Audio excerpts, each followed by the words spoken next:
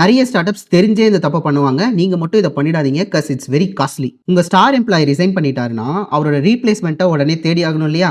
அத விட முக்கியமான ஒரு விஷயம் இருக்கு. முக்காவாசி ஸ்டார்ட் அப்ஸ் இத சும்மா கடமைக்கு பண்ணுவாங்க. 1997ல ஸ்டீவ் ஜாப்ஸ் ஆப்பிளுக்கு திரும்பி வரார். அப்போ டிசைன் ஹெட்டா இருந்த ஜானி ஐவ் பேப்பர் போட்டு குவிட் பண்ற மைண்ட் செட்ல இருக்கிறார். ஸ்டீவ் ஜாப்ஸ் டிசைன் ஸ்டுடியோக்கு போய் ஐவ மீட் பண்ணி, "கண்ணா இங்க வா. உனக்கு என்ன பிரச்சனைன்னு சொல்லு. என்னால சால்வ் பண்ண முடிஞ்சா நான் சால்வ் பண்றேன். நீ எவ்வளோ டேலண்டடான பெர்சன். உன்னோட புரோட்டோடைப்லாம் இவ்வளோ சூப்பரா இருக்கு."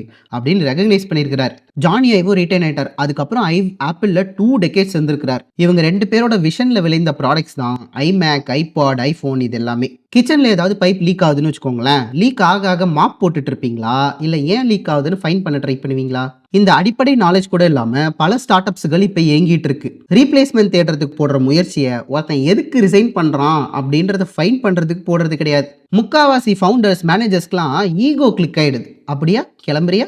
நீ கிளம்பு. உன்னை விட டேலண்டடான பர்சனை நான் தேடி கண்டுபிடிச்சிக்கிறேன்" அப்படின்றது. இந்த சின்ன பிள்ளைத்தனம் இருக்கு இல்லையா? இது பல பிசினஸ்க்கு சவுக்குழியை தோண்டிட்டு இருக்கு. எப்போ நீங்க எக்ஸிட் இன்டர்வியூ சீரியஸா எடுத்துக்கிறீங்களோ, எப்போ ஏன் பைப் லீக் ஆகுதுன்னு கண்டுபிடிக்க ட்ரை பண்றீங்களோ, அப்போவே you said your self for success.